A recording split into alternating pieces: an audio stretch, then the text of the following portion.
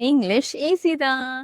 இன்னைக்கு நம்ம ஜெரண்ட் பத்தி பார்க்க போறோம். ஜெரண்ட்ஸ் எங்க வரும் அப்படின்னு பாத்தீங்கன்னாக்கா, எனி ஹாபீஸ் அல்லது ஹேபிட்ஸ்க்கு தான் பொதுவா யூஸ் பண்ணுவோம். சரிங்களா? இது எனக்கு ஹாபியா இருக்குது அப்படின்னாக்கா, playing cricket is my hobby.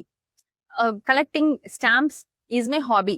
Playing free fire is my pastime. பாஸ் டைம்னாக்கா பொழுது போகலன்னு பண்றது. அந்த மாதிரி நீங்க ஏதாவது ஒரு விஷயத்த பண்ணும் பொழுது, கிரிக்கெட் விளையாடுவது, காயின்ஸ் கலெக்ட் பண்ணுவது, நாணயம் சேகரித்தல், அப்புறம் ஃப்ரீ ஃபயர் விளையாடுவது அப்படின்னு சொல்லி இந்த பது வதுன்னெல்லாம் வரும்னா அப்ப நீங்க ஜெரண்ட் தான் யூஸ் பண்ண முடியும். ஜெரண்ட்னா வேற ஒண்ணுமே இல்ல, ஒரு வேர்ப் கூட ஐஎன்ஜி போட்டீங்கன்னா முடிச்சுது. இந்த மாதிரி ஒரு வேர்ப் கூட நீங்க ஐஎன்ஜி போட்டு நீங்க பேசுறது தான் ஜெரண்ட்னு சொல்லுவோம். ஆனால் இந்த வார்த்தையில என்ன பிரச்சனைனா, இது எந்த ஒரு டென்ஸையும் மீன் பண்ணாது. நான் பிளேயிங்னு போட்டிருக்கீங்க, இது பிரசண்டா பாஸ்டா ஃபியூச்சர் அப்படின்னு கேட்காதீங்க. ஏன்னா ஜெரண்டா வர வார்த்தை எல்லா டென்ஸ்லயும் வரும். அதை நான் எங்க வேணாலும் யூஸ் பண்ணிக்க முடியும். சரியா? இன்னும் எக்ஸாம்பிள் சொல்றேன். சொல்றது ஈஸி, செய்யறது கஷ்டம்னு சொல்லுவாங்கல்ல, அதுக்கு என்ன சொல்லலாம்? சொல்றது. அப்போ சேயிங் இஸ் ஈஸி, செய்யறது கஷ்டம், செய்வது கஷ்டம். அப்போ டூயிங் இஸ் டிஃபிகல்ட். அவ்வளவுதான். இந்த மாதிரி நீங்க மேக் பண்ணி பாருங்க. இந்த ஏரியால வீடு தேடுறது ரொம்ப கஷ்டம் சாமி, அதுக்கு என்ன சொல்வீங்க? Finding a house in this area is very tough. அவனுக்கு பொண்ணு பாக்குறதெல்லாம் வேலைக்கே ஆகாது. Finding a bride. Finding a bride for him is not an easy task. அந்த மாதிரி சொல்லிக்கோங்க. ஓகே?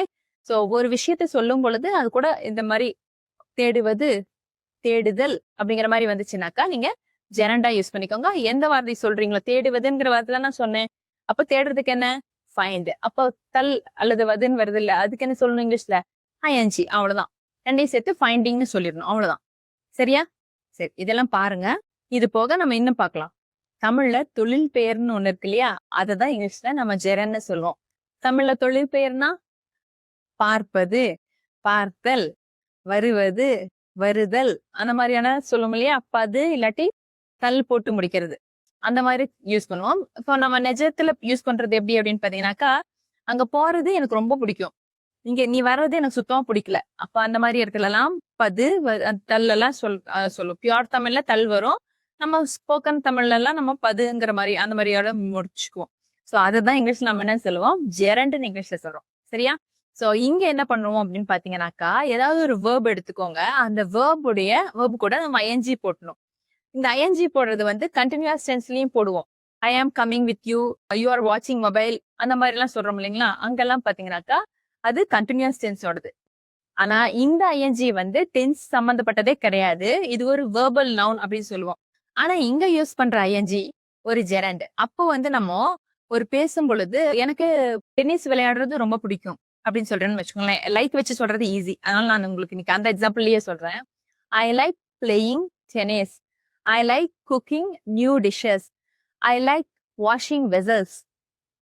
அப்புறம் ஐ லைக் இங்கிலீஷ் அப்படின்னு சொன்னீங்கன்னாக்கா அது வேர்ப் கிடையாது. அதனால நான் அந்த இதுல இங்கிலீஷிங் எல்லாம் சொல்ல முடியாது. ஒரு நவுனை வந்து டைரக்டா என்ஜி போட முடியாது இல்லையா, வேர்ப் கூட தான் என்ஜி போட முடியும். அதனால நீங்க இதுல ட்ரை பண்ணும்பொழுது ஐ லைக்னு சொல்லிட்டேன், I like Ajith, I like Vijay அப்படின்னு சொல்லி ட்ரை பண்ணாதீங்க. அவங்களுடைய படம் பார்ப்பது உங்களுக்கு பிடிக்கும் அப்படின்னா ஐ லைக் வாட்சிங் உங்க ஃபேவரட் ஸ்டாருடைய மூவின்னு சொல்லி போட்டுக்கோங்க. ஐ லைக் வாட்சிங் விஜய்ஸ் மூவிஸ், அஜித்ஸ் மூவிஸ், அந்த மாதிரி சொல்லுங்க. ஓகே? நீ இப்படி பண்றது எனக்கு பிடிக்கவே இல்லை, அது எப்படி சொல்லுவீங்க? நீ இப்படி பண்றது, அந்த இது வந்து அந்த பது மாதிரி தான், பது வது மாதிரி தான். நீ இப்படி செய்வது எனக்கு பிடிக்கவில்லை, அப்ப அது எப்படி சொல்லலாம்? எனக்கு பிடிக்கவில்லைக்கு என்ன சொல்வீங்க? I don't like. Correct, I don't like. அது பக்கத்துல இந்த வேலையை போடணும். நீ இப்படி பண்றது, நீ இப்படி பண்றது. யோசிச்சிட்டீங்களா? I don't like you are doing like this, I don't like you are doing like this அப்படின்னு சொன்னோம்னாக்கா நீ இப்படி பண்றது பிடிக்கவே இல்லை அப்படின்னு அர்த்தம். நீ இப்படி பேசுறது பிடிக்கல, எப்படி சொல்வீங்க? I don't like you are talking. You are டாக்கிங்கோட முடிச்சா போதும். லைக் திஸ் போடணும்னால அவசியமே கிடையாது. அதெல்லாம் லிட்ரலி நீங்க டிரான்ஸ்லேட் பண்ணிட்டு இருக்க வார்த்தைக்கு வார்த்தை எனக்கு டிரான்ஸ்லேட் பண்ணனாக்கா இதான மேம் வருது அப்படின்னு சொல்லி சொன்னீங்கன்னாக்கா, ஸ்போக்கன்ல எல்லாமே போடணும் நல்ல அவசியம் இல்லை. இந்தியன் இங்கிலீஷ்ல தான் இந்த வேலையை பண்ணுவோம். ஆக்சுவலி நேட்டிவ் ஸ்பீக்கரோட இங்கிலீஷ்ல வந்து இது மாதிரி எல்லாம் எதுவும் பண்ண மாட்டோம். I don't like your going there, I don't like your speaking rude, அந்த மாதிரி. ஓகே? இப்போ நான் இன்னொன்னு சொல்றேன். ஏதாவது இன்னும் 2 இது சொல்றேன். நீங்க அத டிரான்ஸ்லேட் பண்ண பாருங்க. நீ மொபைல் பார்க்கறது எனக்கு பிடிக்கல. Yes correct. I don't like your வாட்சிங் மொபைல். நீ ஃப்ரீ ஃபயர் விளையாடுறது எனக்கு பிடிக்கல. எப்படி சொல்லுவாங்க? ஐ don't like your correct playing free fire. ஓகேவா? அவ்வளவுதான். இந்த மாதிரி ஒரு சென்டென்ஸ்ல நீங்க ஈஸியா மேக் பண்ணிட்டு போயிட்டே இருக்கலாம். அவன் அப்படி பண்றது பார்க்க நல்லா இல்ல. இவ இப்படி ட்ரெஸ் பண்றது ரொம்ப அழகா இருக்குது. அவங்க அப்படி பாடுறது மெய்மறக்க செய்யுது. இந்த மாதிரி எனி சென்டென்ஸ் நீங்க வச்சுக்கோங்க. அதெல்லாமே பாருங்க ஒரு தொழில் பெயரா முடியும். அந்த மாதிரி வர்றது எல்லா இடத்துலயும் நம்ம இங்கிலீஷ்ல என்ன பண்ணணும்? அந்த வேர்ப் கூட ஐஎன்ஜி சேர்த்து போட்டுக்கணும். நம்ம ஸ்கூல் படிக்கும்போது ஒரு இது இருக்கும். இன்ஃபினிட்டிவ் அண்ட் ஜெரண்ட் மாத்துங்க அப்படின்னு சொல்லி கொடுத்துருப்பாங்க. அது ரெண்டும் ஒரே மாதிரி தான் இருக்கும். இன்ஃபினிட்டிவ் ரிலேட்டடா இதுக்கு முன்னாடி ஒரு வீடியோ போட்டிருக்கோம். அந்த வீடியோ போய் பார்த்துக்கோங்க. அது உங்களுக்கு ஹெல்ப் பண்ணும். சோ அதுக்கும் எதுக்கும் என்ன வித்தியாசம்னு பாத்தீங்கன்னாக்கா, இன்ஃபினிட்டிவ்ஸ் வந்து ஒரு விஷயம் செய்யறீங்க, அதுக்கு என்ன ரீசன் தெரியல, அந்த ரீசன் சொல்றதுக்காக நான் யூஸ் பண்றேன் அப்படின்னாக்கா நீங்க இன்ஃபினிட்டிவ் தான் போகணும். ஓகே. ஆனா இது வந்து எங்க வரும் அப்படின்னு பாத்தீங்கன்னாக்கா, உங்களுடைய பொதுவா ஹேபிட்ஸ்க்கெல்லாம் யூஸ் பண்ணுவோம். ஓகே. ஆனா ஜெரண்ட்ங்கிறது நம்ம ஹேபிட்ஸ், ஹாபிஸ்க்கு தான் யூஸ் பண்ணுவோம். ஏதாவது ஒரு பழக்கத்துக்கெல்லாம் பாக்குறது எனக்கு பிடிக்கும். அங்க போகிறது எனக்கு வழக்கமா இருக்கு. அந்த மாதிரியான விஷயங்களுக்கெல்லாம் நம்ம இதை யூஸ் பண்ணுவோம். சரியா? அங்க வந்து நம்ம டூ போடுவோம். இன்ஃபினிட்டிவ்னா டூ, ஜெரண்ட்னா ஐஎன்ஜி. இதை ஞாபகத்துல வச்சுக்கோங்க. இது ரெண்டையும் மிக்ஸ் பண்ணிக்காதீங்க. ரெண்டுமே என்ன ஒரு பிரச்சனைனா ரெண்டுமே வேர்ப் ரிலேட்டடா தான் இருக்கும். டு கம் அப்படின்னு போட்டீங்கன்னாக்கா அங்க, கம்மிங் அப்படின்னு போட்டீங்கன்னா இங்க. சரிங்களா? இப்போ நான் உங்களுக்கு டெஸ்ட் வைக்கிறேன். நீங்க இதை டிரான்ஸ்லேட் பண்ணுங்க. பண்ணிட்டு எனக்கு கமெண்ட் செக்ஷன்ல போடுங்க. நான் பாக்குறேன். கரெக்டா இருந்ததுனாக்கா சொல்றேன். தப்புன்னா எங்க தப்பு, ஏன் தப்பு அப்படின்னு சொல்லித்தரேன்.